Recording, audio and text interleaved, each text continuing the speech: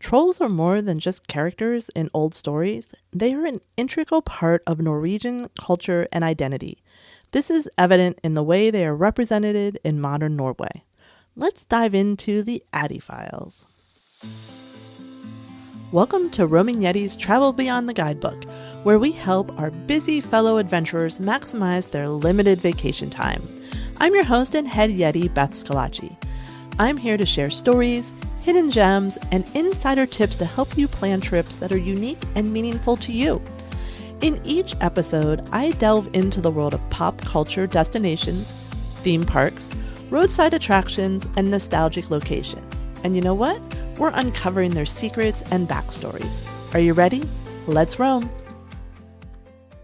Welcome back. A few episodes ago, I had Joanne McCoy talk about her incredible trip through Scandinavia. One of the topics she mentioned was the folklore surrounding trolls. So today I want to dig in a little more and explore the lore, the history, and the cultural impact of trolls in Norway, as well as the rest of Scandinavia. Honestly, I have been fascinated with trolls, so when Joanne said that they were such a big part of the culture, I knew I had to learn more. I sent our favorite Yeti, Addie, out to do a little research. And boy, was she happy I finally sent her someplace cooler to do that research. So, why are trolls such an enduring part of Norwegian culture? Well, one reason is their deep connection to the natural landscape. Trolls symbolize nature's wild and untamed aspects, and it reflects the historical relationship between Norwegian people and their environment. So in many ways, trolls personify Norwegians' awe and respect for their natural surrounding. They remind us of the mystery and the beauty that lies beyond the civilized world in the remote mountains and forest.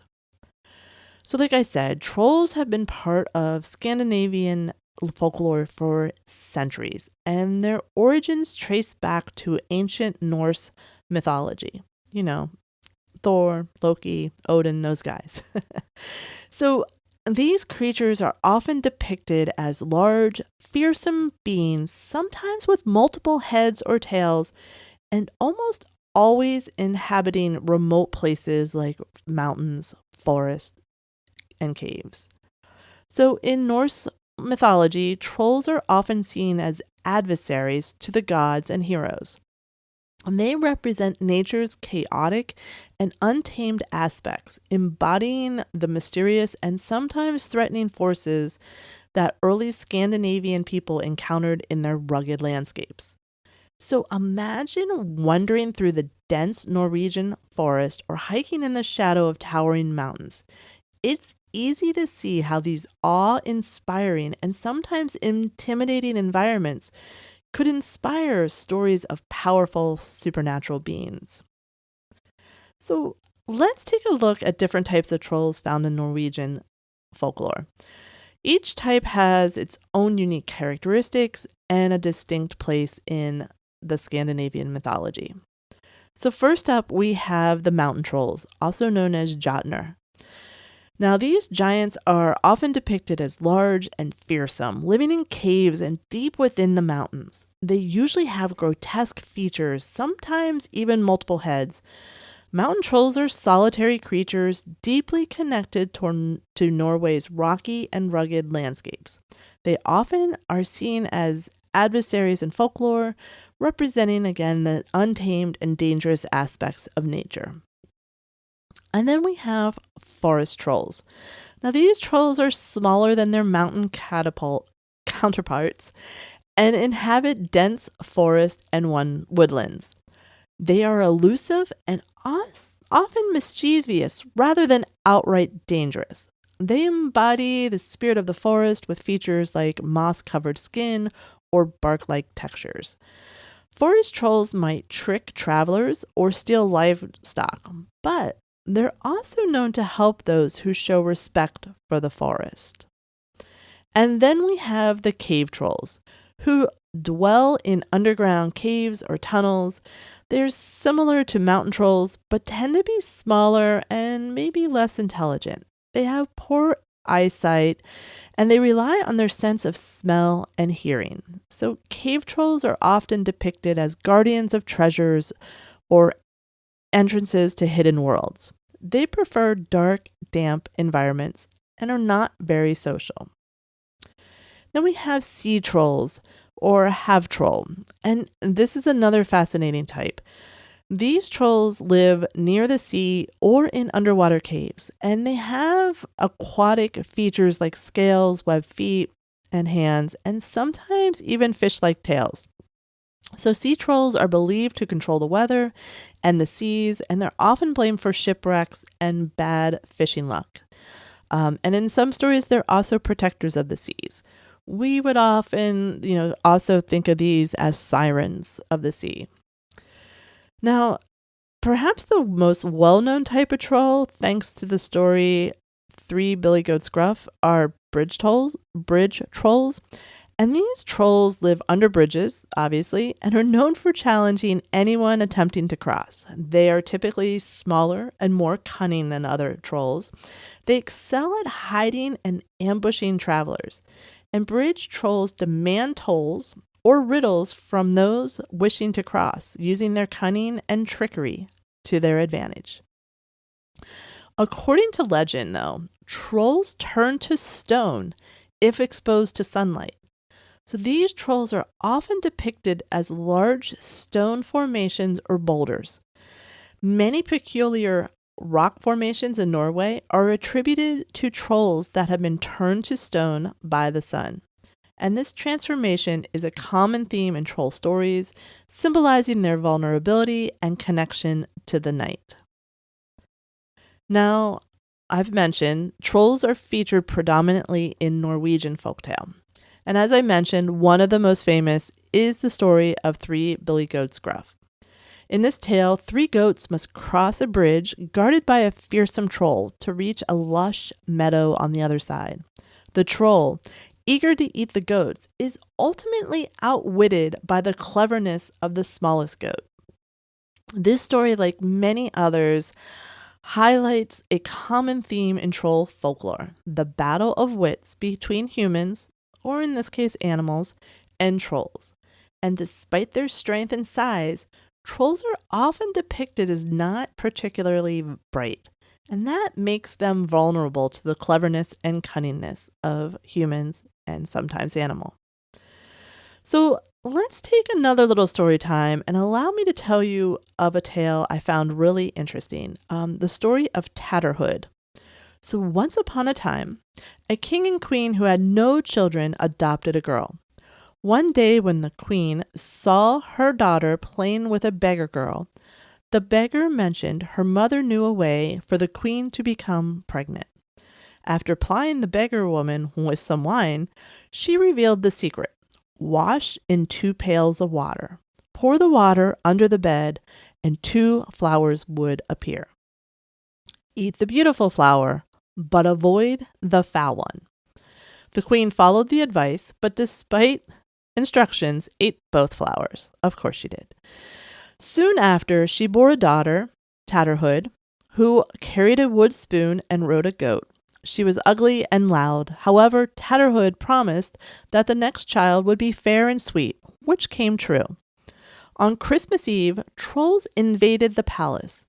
Tatterhoof drove them off, but her sister opened a door during the battle, and her head was replaced with a calf's head.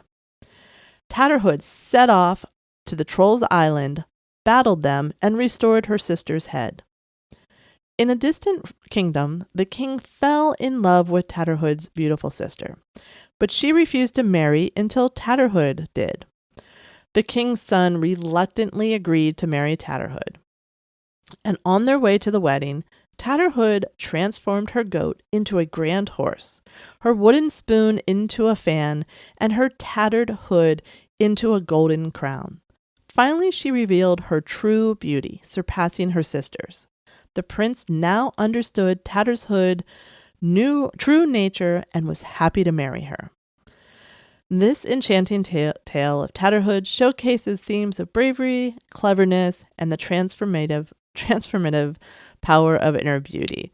I don't know. It was one of those that I just really thought was cool, and I'm actually surprised Disney has not appropriated that one and made that into a princess film. But there's still time, I guess.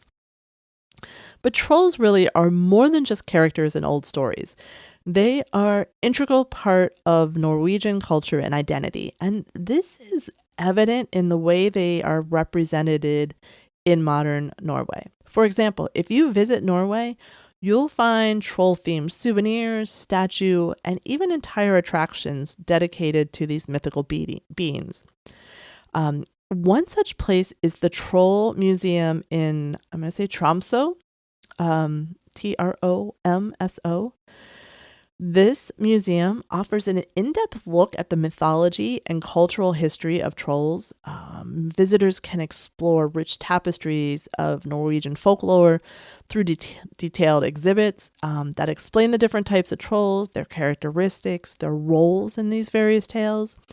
And these sections often feature life-size troll sculptures and dioramas depicting famous scenes from folklore. It just seems really cool. The museum is divided into themed rooms, and each of those rooms focusing on a different aspect of troll mythology. So, one of the other cool standout features of the Troll Museum is their use of augmented reality. So, visitors can use AR devices to see these trolls come to life around the museum. Just sort of adds this really magical and interactive element to your experience. Another must-see is Trollstigen. I'm not good at this. Or Troll's Path, a famous mountain near Andalsnes. And this winding road offers breathtaking views and features several troll-themed viewpoints and statues. And it's just a perfect blend of natural beauty and cultural heritage. So if you're driving along this road and area, you can almost feel like the presence, they say, of the mythical creatures as if they're watching you from those rocky cliffs and the dense forest. And the visitor center there provides more information about the local folklore and just really the significance of trolls in that area, and into nature in general. There's also a troll park in Senja, and it just sounds really fun. It's a park and it's dotted with large whimsical troll sculptures that just capture the imagination. And each troll has a unique design and it reflects its diverse characteristics. And it's just very cool looking. And there's designated areas in the park set up for storytelling where you can hear traditional folk tales about these trolls. And they have interactive elements and just really engage both children and adults in this rich folklore. And the park also offers several hiking trails, and these trails wind through Senja's beautiful natural landscape with signs and markers that tell stories of trolls and their legends associated with that area. So they have trails varying in difficulty, so there's something for every level of hiker. So don't be turned off by that. And it not only entertains, but it also educates about the cultural significance of trolls in Norwegian folklore. So, as we said, they represent that wild and untamed, and these cultural heritage places just further explain that and that appreciation into it. Now, of course, you knew I was going to find a theme park, right?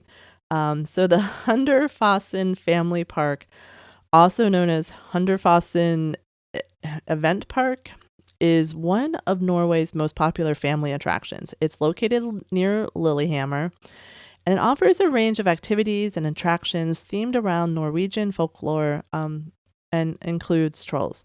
One of the major highlights of the park is the area dedicated to trolls. It has large troll sculptures, troll caves, and even themed rides. I have one called the Troll Drop, and it simulates a drop from a troll's lair. Again, I would watch it. I'm not getting on it. But one of their other iconic attractions is this enormous sculpture of a troll that's visible from various points within the park. And inside you can explore the troll's cave, and just, sort of get more of that experience. Now, this park is a summer amusement park, but in the winter, it's for Christmas and stuff. There's activities like ice skating, snow rafting, ice cathedral. It just sounds really, really cool and worth a stop if you're in Lillehammer and that's your thing.